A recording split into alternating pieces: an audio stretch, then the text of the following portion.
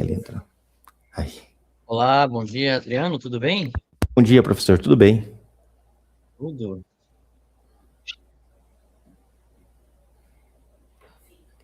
Você se encontra no seu colo, a orientadora é Cristiane. Isso. Podemos iniciar então sua apresentação, meu querido? Ó, podemos. Achei que eu ia Tranquilo quanto perder. a isso. Fique tranquilo quanto a isso. Seguinte, vamos lá. Primeiramente, quero me apresentar. Eu sou o professor Leonardo, serei o professor examinador da sua banca.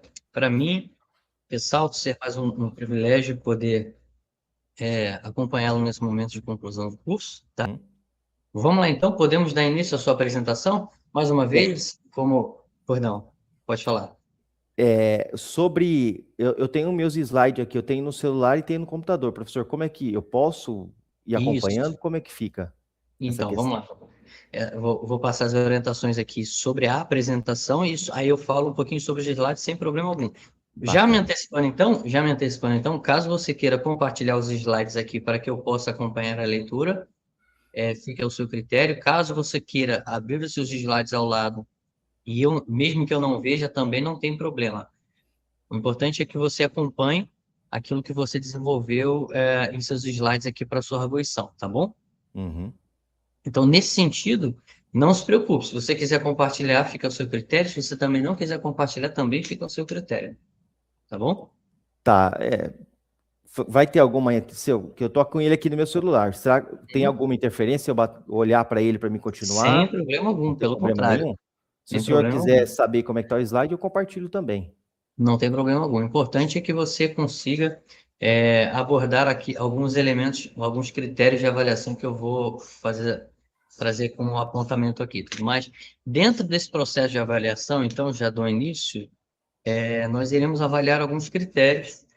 Tem esses critérios, assim compõe a introdução, e na introdução a questão dos objetivos, né, geral específico, a delimitação do tema, a justificativa, a problematização e a metodologia bibliográfica, ou a pesquisa que você realizou, bibliográfica, documental, enfim.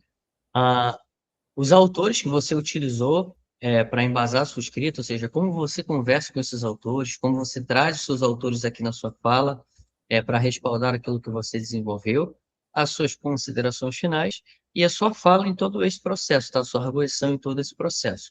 Tudo isso dentro de um tempo mínimo de 10 minutos e um tempo máximo de 15. Eu vou fazer a abertura oficial da banca e aí eu vou passar a palavra a você. Quando eu fizer isso, eu vou colocar meu microfone no mudo e já coloco para você, já disponibilizo para você poder iniciar. Tudo bem? Tá, eu só vou compartilhar aqui então, que eu acho que vai ficar melhor para mim poder falar do Fique que ao ficar seu olhando para critério. baixo. Sem problema. Fique ao seu critério. Janela.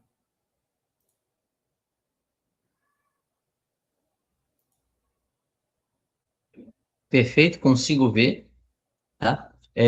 Vou só fazer a abertura oficial da banca e eu passo a palavra a você, pode ser? S- Ah, tá, agora consegui, beleza. Deixa Isso. eu Eu só... consigo ver aqui. Ah, tá, eu vou ter que ficar então lá na página do meu compartilhamento aqui, que eu não vou Sem conseguir ver o problema. símbolo. Ah, Não, não tem problema. então bacana, então, professor. Agora tá tudo ok. Tá, então vamos lá. Eu vou fazer a abertura oficial da banca e vou passar a palavra a você, ok? Ok. Vamos lá, então.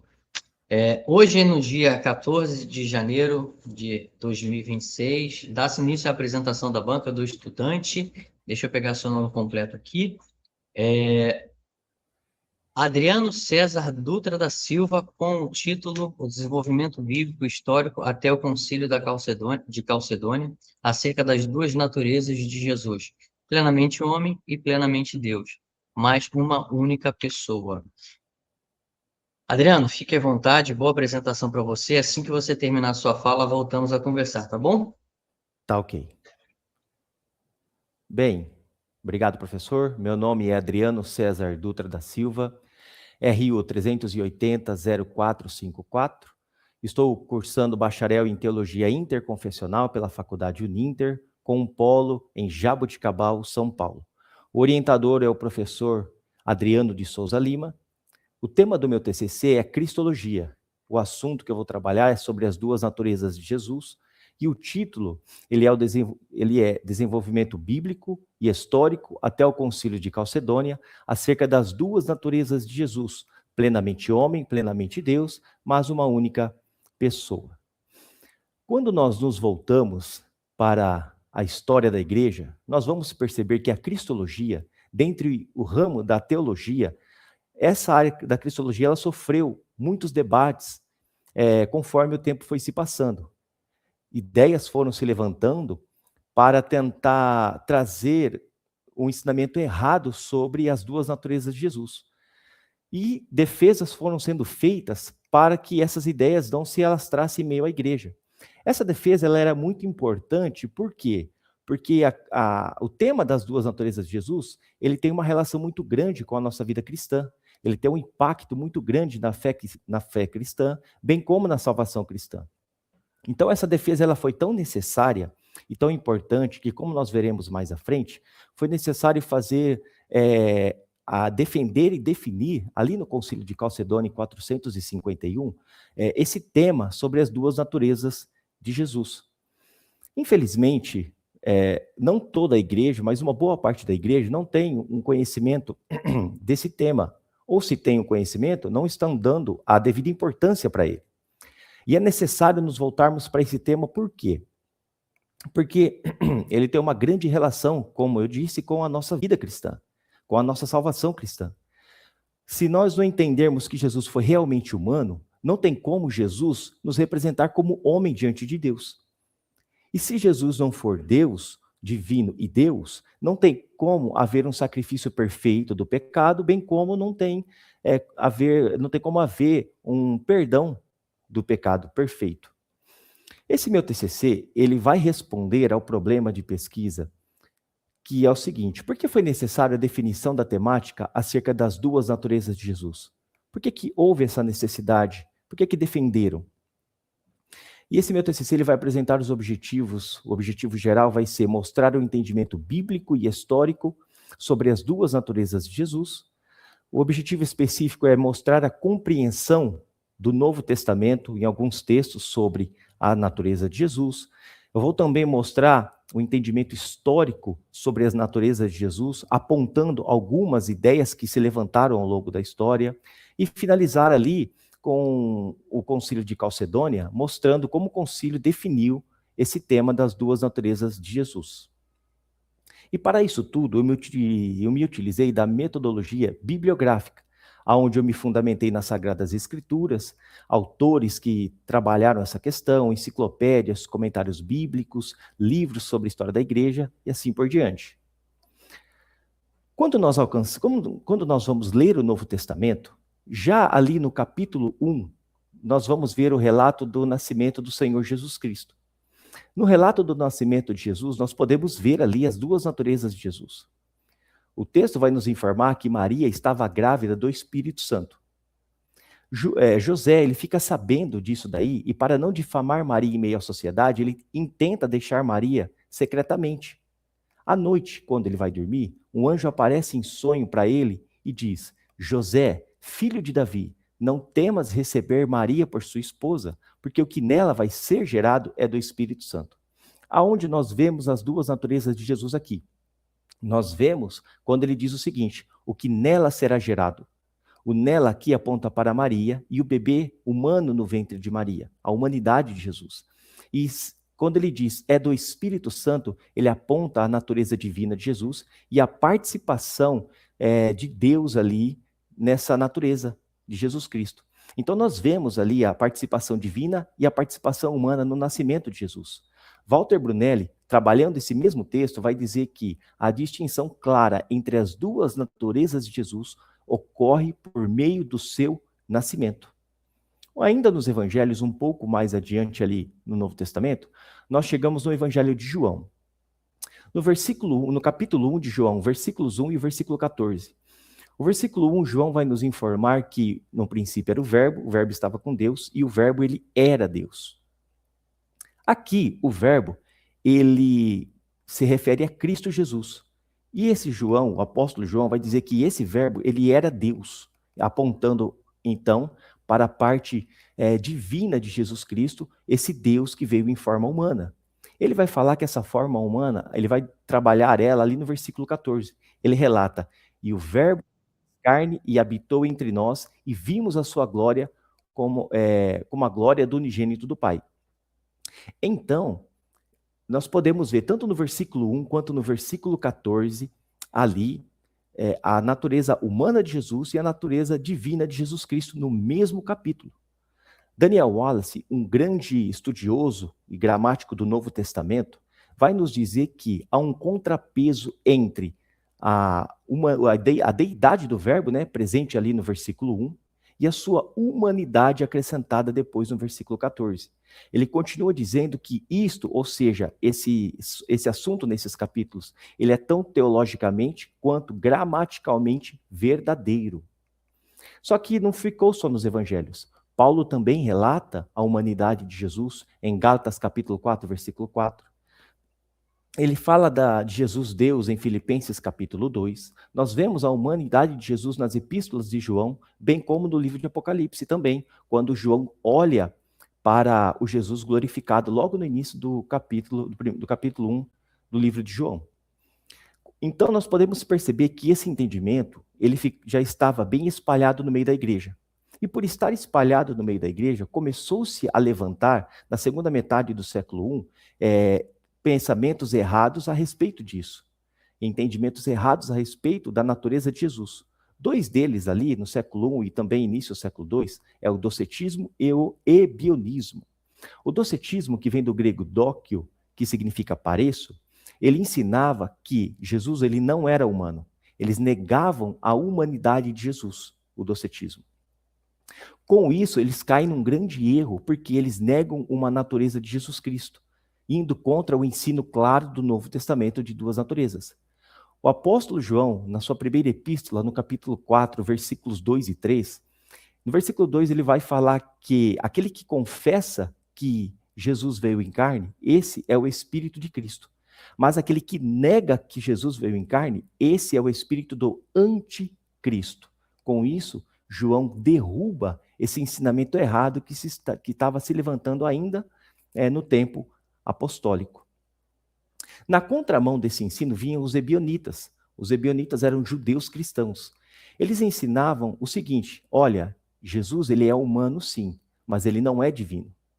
Eles diziam que Jesus era um grande profeta, eles diziam que Jesus era um grande filho de Deus que foi adotado no batismo, mas não era divino. Mais uma vez indo contra o ensino do Novo Testamento. Sobre essas duas heresias, Heber Carlos de Campos, em seu livro sobre as naturezas de Jesus, ele vai dizer que tanto o docetismo quanto o ebionismo foram condenados como heresia ali no Concílio de Nicéia, no ano de 325. Quando nós acompanhamos a história, nós chegamos ali no século IV e nós vamos perceber que surge mais um ensinamento errado sobre as naturezas de Jesus, que é o arianismo, que veio do bispo Ário, bispo de Alexandria, no Egito. O que Ário ensinava? Bem, Ário ensinava que Jesus não era Deus, que Jesus ele não era o Deus verdadeiro igual ao Pai, que somente o Pai era o Deus verdadeiro, que somente o Pai era um ser incriado e não comunicava a sua essência, o que ele era, a ninguém.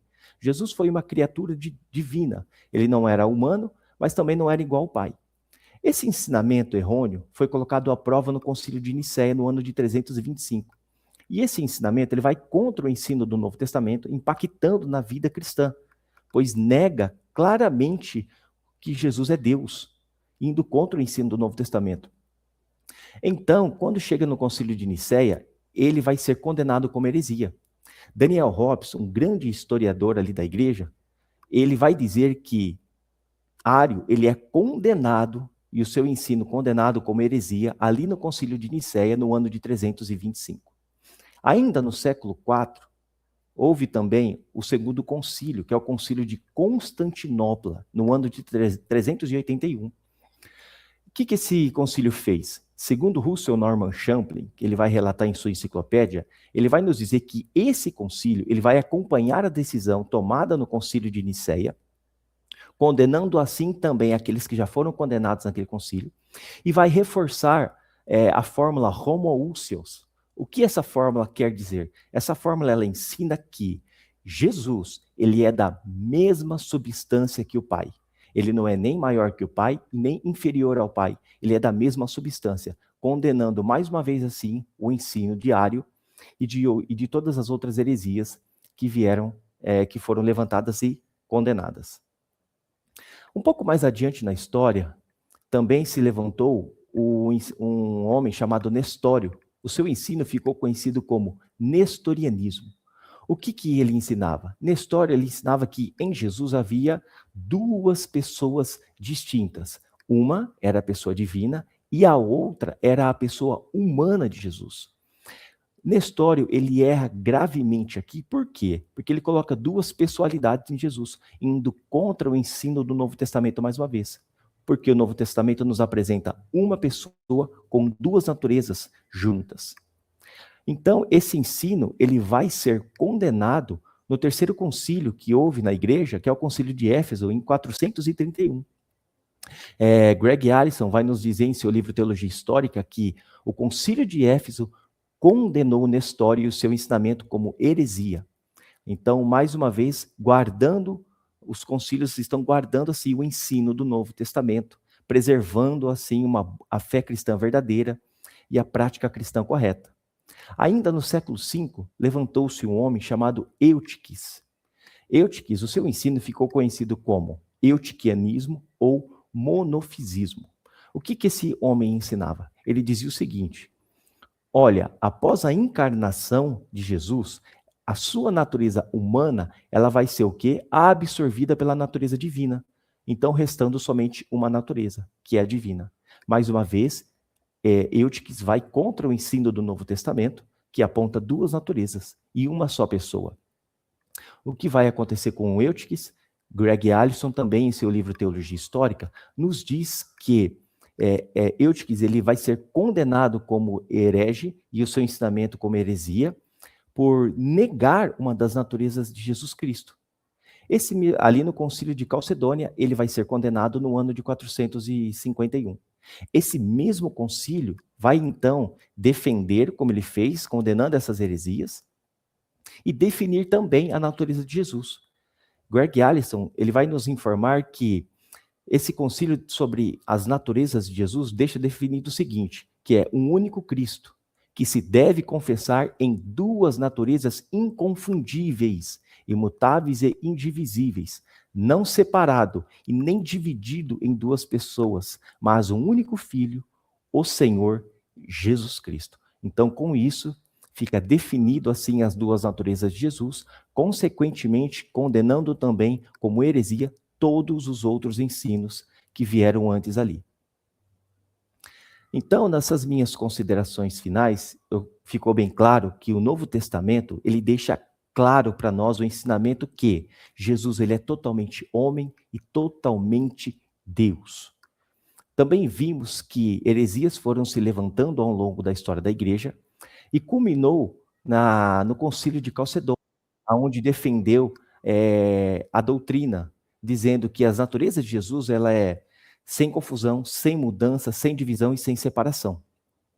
Com isso, então, eu respondo o problema que eu levantei no começo, ali, dizendo por que foi necessário a definição das duas naturezas de Jesus? Por que houve essa necessidade? A resposta, ela é duas. Primeiro, para defender e expor o ensino do Novo Testamento de uma forma clara e sadia para a vida cristã da igreja, guardando o verdadeiro ensino das heresias que vieram se levantando. E segundo, por quê? Porque esse ensino ele tem uma relação muito grande com a soteriologia. Então é necessário ter um entendimento correto de quem Jesus é. Por quê? Porque a vida cristã, a salvação cristã estava em jogo.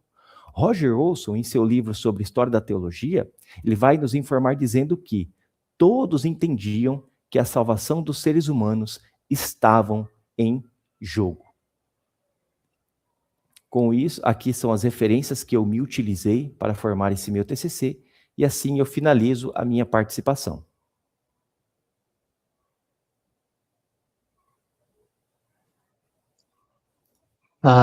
Consegue me ver, Adriano? Sim.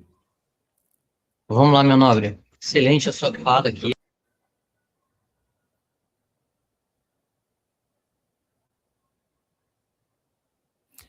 Ficou mudo, professor. Consegue me ver e ouvir? Isso. Agora eu consigo. Por gentileza, eu vou tentar reiniciar aqui minha câmera. Um minuto só para ver se eu consigo te ver, tá? Só um minuto. Uhum.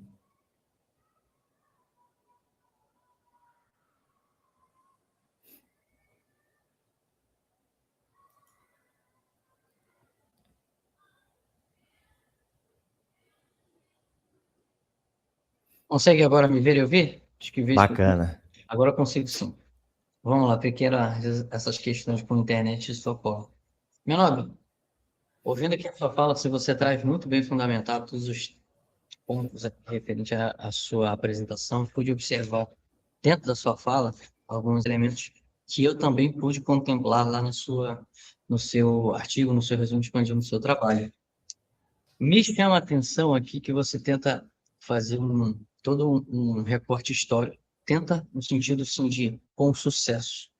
Você faz um recorte histórico muito bem fundamentado com autores, ou melhor, personagens que surgiram durante o decorrer da história cristã e que, de fato,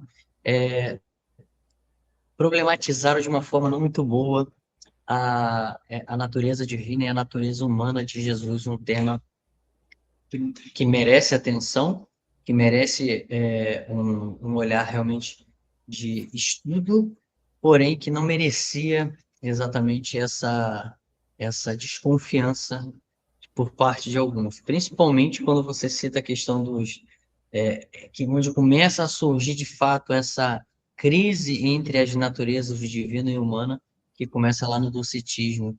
E, primeiro, para a gente começar nossa conversa aqui, mais uma vez, ressalto, foi muito boa a sua apresentação.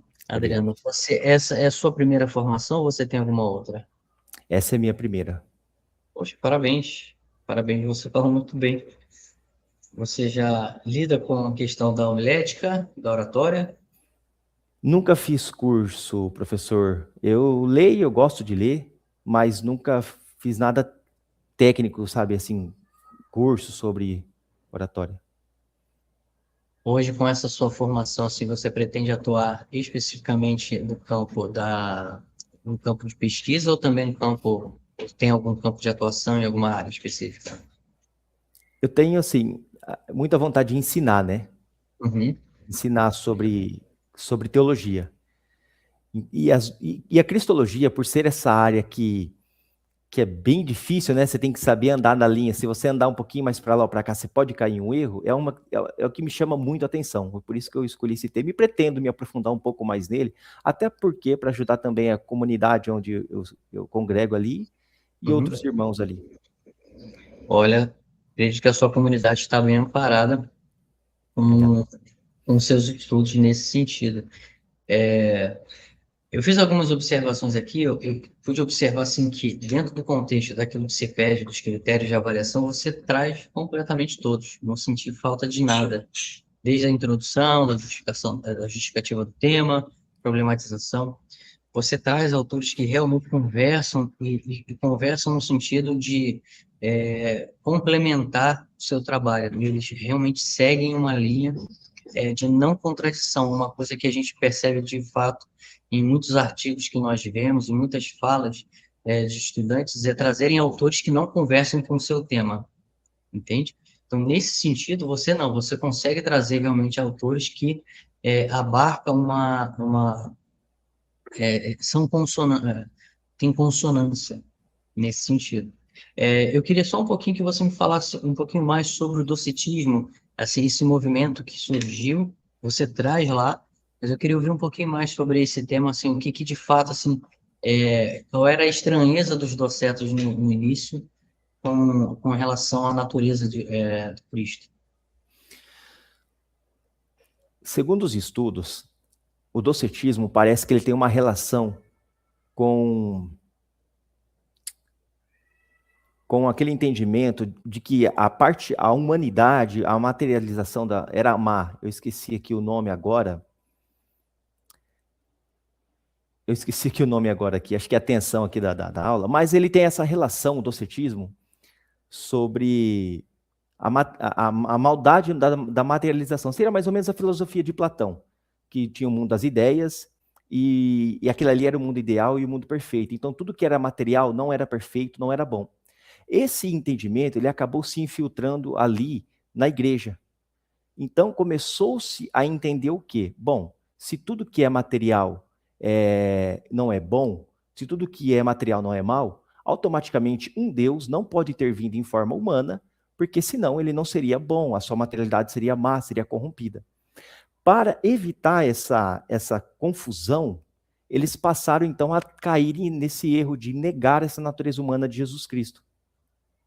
Então, o que aconteceu? Eles começaram a ensinar ali que, na verdade, Jesus, ele não era humano de fato, ele se parecia humano quando ele andava aqui na Terra, mas na verdade ele era divino. Por quê? Porque essa parte da divindade, essa parte de Deus está dentro desse mundo das ideias, esse mundo ideal e perfeito, que eles acreditavam que era o certo entender sobre as duas naturezas de Jesus. Então foi aonde começaram a ensinar que Jesus, na verdade, ele só parecia humano e não era humano. Perfeito, você está relatando o dualismo platônico, a dualidade Isso. platônica. Essa dualidade, ela exatamente incorre por causa da influência grega dentro dos escritos de Paulo e dentro dos escritos do Novo Testamento, né? O grego acaba abarcando muito filosoficamente, então muitos termos que os gregos abraçavam nessa ideia, inclusive os ascetas, né? O ascetismo acaba caindo essa linha de dualidade platônica por achar que tudo que é envolvido à carne era ruim, então logo a gente deveria negar. Perfeito a sua explicação, apesar de não trazer o termo em si, do dualismo platônico, você Nossa, acho aborda que eu estou um bem. pouquinho nervoso. Fique tranquilo, você está apresentando super bem aqui. É, não é, pelo que eu entendi a sua primeira formação, tal, eu entendi que você tem a intenção de dar continuidade aos seus estudos. Você tem em mente aqui uma outra graduação que deseja realizar? Eu não tenho onde. Sim, eu tenho vontade de fazer que curso? Eu tenho vontade de fazer um curso de teologia bíblica, para tentar entender esse tema assim, mais entrelaçado na Bíblia ali. Começar a entrelaçar ele todo o Novo Testamento. Então, eu creio que a teologia bíblica ela vai conseguir trazer esse desenvolvimento. Então, eu pensei isso, em tentar fazer uma teologia bíblica. Perfeito, perfeito. Acho uma escolha de um tema que realmente conversa com aquilo que hoje tem, traz a sua formação atual. Adriano, mais uma vez assim queria ressaltar que dentro dos critérios de avaliação aqui, não observei nenhuma falta, nada. No sentido, você traz a questão do tempo, você aborda tudo isso dentro do tempo esperado, você traz realmente autores que conversam e que têm consonância. Dito isso, quero parabenizá-lo mais uma vez assim, e agradecer pelo privilégio de poder ouvi-lo nesse momento de conclusão do seu curso. Você está aprovado, meus parabéns. Obrigado, professor. Oh, glória Você a está Deus. aprovado com nota máxima. Obrigado, professor. Obrigado. Né? Eu quero ressaltar que isso é mérito seu, tá? Então, mais uma vez, quero agradecer por esse momento aqui Tá de poder certo. participar junto com você. Volto a dizer, isso é mérito seu. Realmente você apresentou muito bem. Normalmente a gente tenta trazer alguns pontos que o estudante não traz, ou não se aprofundou. Aí trouxe aqui, busquei entender um pouquinho mais sobre o docetismo. Você trouxe realmente dentro daquilo que traz os estudos históricos, nada que possa desabonar a sua apresentação, a sua fala aqui. Aprovado com nota máxima, realmente. Nesse sentido, quero incentivá-lo, tá, a dar continuidade aos seus estudos, uma vez que você agora está graduado, Graças formado. a Deus. Eu espero aí que Glória a você Deus. possa, seja no estudo de oratória, que a gente chama de homilética, né, no campo da teologia, da homilética, ou da própria teologia bíblica, eu acredito que seja um tema muito interessante. Um outro tema muito interessante que eu acredito que possa conversar com a sua formação são a questão da ciência das religiões, que é um tema muito delicado na atualidade, para você saber como defender a fé cristã nesse campo apologético, observando outros campos de conhecimento, outros saberes religiosos como você pode conversar e observar esses pontos de tensão entre eles. Talvez é uma sugestão que deixo aqui para você possa pensar, mas como disse, somente uma sugestão. Uhum. Acredito que a sua comunidade vai estar muito bem servida com Obrigado. um teólogo, com alguém conclui sua graduação e que, de fato, possa servir a sua comunidade da melhor forma possível, nesse sentido. Adriano, da minha parte é isso. Agradeço mais uma vez pelo privilégio de poder participar desse momento. E, caso queira, passo a palavra a você para fazer as suas considerações finais, senão podemos caminhar para o encerramento. Eu quero agradecer, foi muito, muito bom ter feito essa faculdade. Na verdade, era um sonho que eu queria, sempre tive vontade de me graduar. E graças a Deus, e ao Uninter, em segundo lugar, primeiro a Deus, eu estou conseguindo agora ali, mediante a facilidade de entender os temas, os professores foram excelentes, muito fáceis. É o que eu achei bacana, realmente achei muito bacana isso, é os professores conseguirem se comunicar. Para a gente que está fazendo a primeira graduação, evitar um pouquinho aquelas tecnicidades dos termos, aquelas coisas. Então, foi bacana aprender isso daí, conseguiu passar para mim fácil. E eu estou muito feliz. Obrigado também ao professor por estar presente aqui nesse momento muito especial para mim mesmo, que de fato é a realização de um sonho. Professor, eu vou conseguir ter esse vídeo? Como eu tenho um canal no YouTube, eu queria ver se eu conseguia postar lá. Eu acredito que você tem essa gravação salva sim, sabe? Só verificar com a questão como baixar no link conferência que você recebeu. Bacana, então. Tá bom? Tá bom, professor. Mais uma vez, Adriano, um privilégio poder participar desse seu momento de conclusão do curso, tá? Meus parabéns por sua formação. Nesse sentido, parabenizo aí por sua conquista e realização. Um grande abraço e Obrigado. sucesso em sua jornada acadêmica, em sua jornada profissional e pessoal, tá bom? Obrigado, professor. Desejo mesmo. Deus abençoe. Obrigado. Tchau, tchau. Um bom dia para você. Para você também.